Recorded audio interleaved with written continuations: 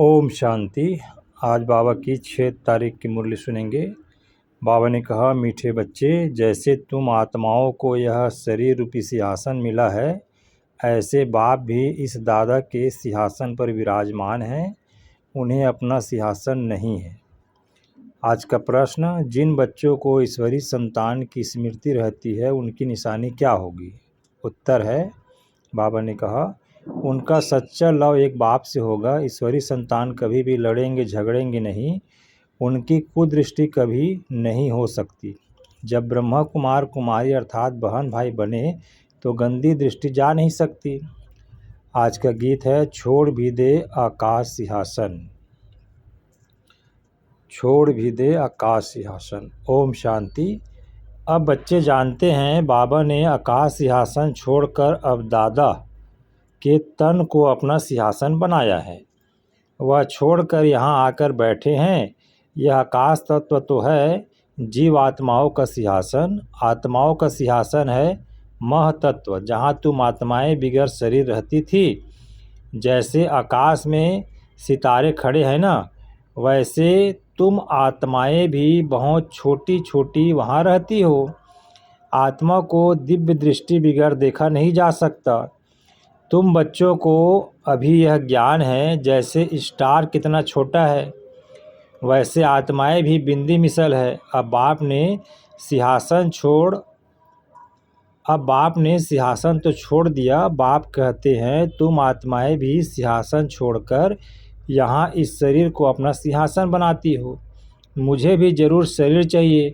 मुझे बुलाते ही हैं पुरानी दुनिया में। गीत है ना, दूर देश का रहने वाला। तुम आत्माएं जहाँ रहती हो वह है तुम आत्माओं और बाबा का देश।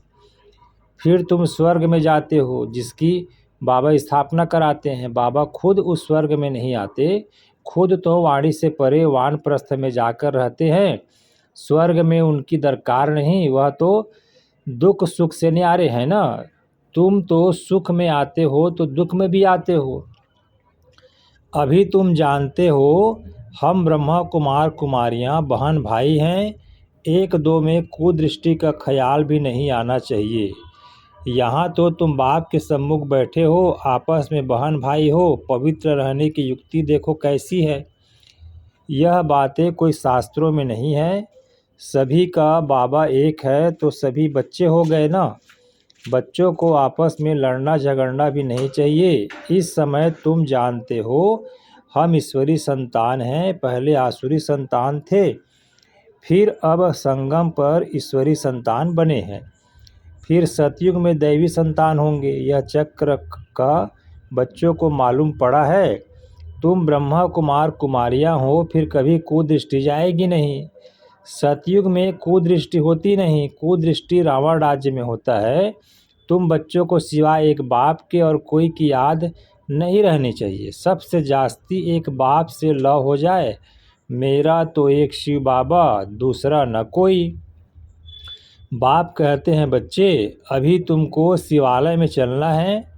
शिव बाबा स्वर्ग की स्थापना कर रहे हैं। आधा कल्प रावण राज्य चला है, जिससे दुर्गति को पाया है। रावण क्या है, उसको जलाते क्यों हैं, यह भी कोई नहीं जानते। शिव बाबा को भी नहीं जानते। जैसे देवियों को सजा करके पूजा करके डुबोते हैं, शिव बाबा का भी मिट्टी का लिंग बनाए पूजा आदि कर फिर मिट्टी में मिला देते हैं। वैसे रावण को भी बनाकर फिर जला देते हैं। समझते कुछ भी नहीं। कहते भी हैं, अभी रावण राज्य है, राम राज्य स्थापन होना है। गांधी भी राम राज्य चाहते थे, तो इसका मतलब रावण राज्य है ना। जो बच्चे इस रावण राज्य में कामचिता पर बैठ जल गए थे, बाप आकर फिर से उन पर ज्ञान वर्षा करते हैं, सबका कल्याण करते हैं। जैसे सूखी जमीन पर बरसात पड़ने से घास निकल आता है ना, तुम्हारे पर भी ज्ञान की वर्षा न होने से कितने कंगाल बन गए थे। अभी फिर ज्ञान वर्षा होती है, जिससे तुम विश्व के मालिक बन जाएंगे। भल तुम बच्चे गृहस्थ व्यवहार में रहते हो, परंतु अंदर में बहुत खुशी रहनी चाहिए। जैसे कोई गरीब के बच्चे पढ़ते हैं तो पढ़ाई से बैरिस्टर आदि बन जाते हैं। वो भी बड़ों बड़ों के साथ बैठते हैं, खाते पीते हैं।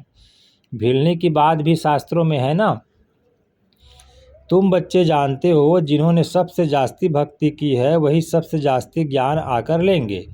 सबसे जास्ती शुरू से लेकर तो हमने भक्ति की है, फिर हमको ही बाबा स्वर्ग में पहले पहले भेज देते हैं। यह है ज्ञान युक्त यथार्थ बात। बरोबर हम ही सो पूज्य थे, फिर सो पुजारी बनते हैं। नीचे उतरते जाते हैं, बच्चों को सारा ज्ञान समझाया जाता है। इस समय यह सारी दुनिया नास्तिक है, बाप को जानते नहीं, नेति नेति कह देते हैं। आगे चलकर यह सन्यासी आदि सब आकर आस्तिक जरूर बनेंगे। कोई एक सन्यासी आ जाए तो भी उन पर सभी विश्वास थोड़ी करेंगे, कहेंगे इन पर बीके ने जादू लगाया है, उनके चेले को गद्दी पर बिठाया, उनको उड़ा देंगे। ऐसे बहुत सन्यासी तुम्हारे पास आए हैं, फिर गुम हो जाते हैं। यह है बड़ा वंडरफुल ज्ञान ड्रामा। अभी तुम बच्चे आदि से लेकर अंत तक सब जानते हो। तुम्हारे में भी नंबरवार पुरुषार्थ अनुसार धारणा कर सकते हैं। बाप के पास सारा ज्ञान है, तुम्हारे पास भी होना चाहिए। दिन प्रतिदिन कितने सेंटर्स खुलते रहते हैं। बच्चों को बहुत रहमदिल बनना है। बाप कहते हैं अपने ऊपर भी रहमदिल बनो, बेरहमी नहीं बनो। अपने ऊपर रहम करना कैसे, वह भी समझाते रहते हैं। बाप को याद कर पतित से पावन बनना है, फिर कभी पतित बनने का पुरुषार्थ नहीं करना है। दृष्टि बड़ी अच्छी चाहिए। हम ब्राह्मण ईश्वरी संतान हैं, ईश्वर ने हमको अडॉप्ट किया है ना। अब मनुष्य से देवता बनना है, पहले सूक्ष्म वतनवासी फरिश्ता बनेंगे। अभी तुम फरिश्ते बन रहे हो। सूक्ष्म वतन का भी राज बच्चों को समझाया है। यहाँ के टाकी सूक्ष्म वतन में मूवी, मूल वतन में है साइलेंस, सूक्ष्म वतन में है फरिश्तों का। सूक्ष्म वतन है फरिश्तों का। जैसे घोष्ट को छाया का शरीर होता है ना, आत्मा को शरीर नहीं मिलता तो भटकती रहती है, उनको घोष्ट कहा जाता है। उनको इन आँखों से भी देख सकते हैं। यह फिर है सूक्ष्म वतनवासी फरिश्ते। यह सब बातें बहुत समझने की है। मूल वतन, सूक्ष्म वतन, स्थूल वतन, इनका तुमको ज्ञान है। चलते फिरते बुद्धि में यह सारा ज्ञान रहना चाहिए। हम असूल मूल वतन के रहवासी हैं। अभी हम वहाँ जाएंगे वाया सूक्ष्म वतन। बाबा सूक्ष्म वतन इस समय ही रचते हैं। पहले सूक्ष्म फिर स्थूल चाहिए। अभी यह है संगम युग। इनको ईश्वरी युग कहेंगे, उनको दैवी युग कहेंगे। तुम बच्चों को कितनी खुशी होनी चाहिए। कुदृष्टि जाती है फिर ऊंच पद पा न सके। अभी तुम ब्राह्मण ब्राह्मणियाँ हो ना, फिर घर जाने से भूल नहीं जाना चाहिए। तुम संग दोष में आकर भूल जाते हो। तुम हंस ईश्वरी संतान हो। तुम्हारी किसी में भी आंतरिक रग नहीं जानी चाहिए। अगर रग जाती है तो कहेंगे मोह की बंदरी। तुम्हारा धंधा ही है सबको पावन बनाना। तुम हो विश्व को स्वर्ग बनाने वाले। कहाँ वह रावण की आसुरी संतान, कहाँ तुम ईश्वरी संतान। तुम बच्चों को अपनी अवस्था एक रस बनाने के लिए सब कुछ देखते हुए जैसे कि देखते ही नहीं हैं, यह अभ्यास करना है। इसमें बुद्धि को एक रस रखना हिम्मत की बात है। परफेक्ट होने में मेहनत लगती है, संपूर्ण बनने में टाइम चाहिए।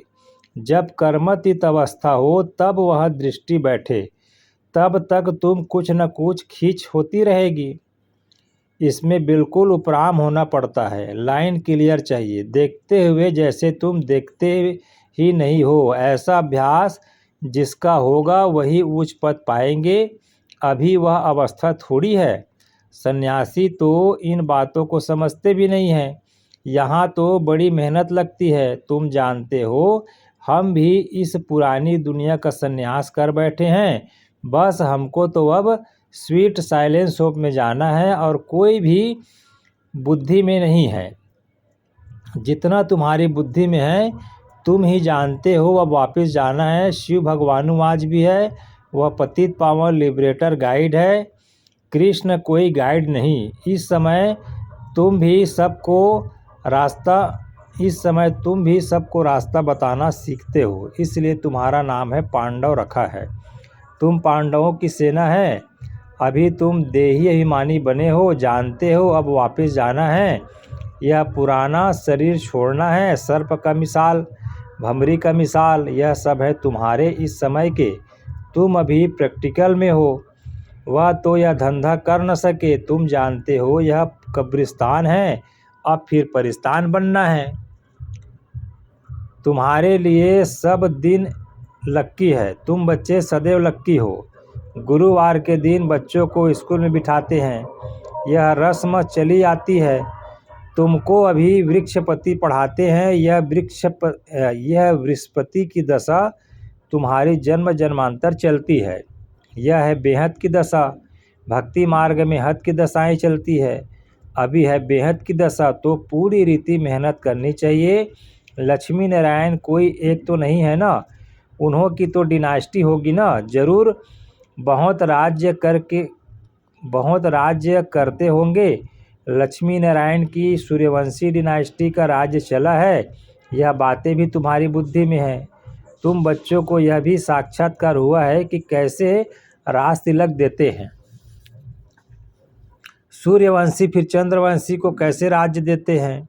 माँ बाप बच्चे का पांव धोकर राज तिलक देते हैं, राज्य भाग्य देते हैं। यह साक्षात्कार आदि सब ड्रामा में नूंद है। इसमें तुम बच्चों को मूझने की दरकार नहीं है। तुम बाप को याद करो, स्वदर्शन चक्रधारी बनो और दूसरों को बनाओ।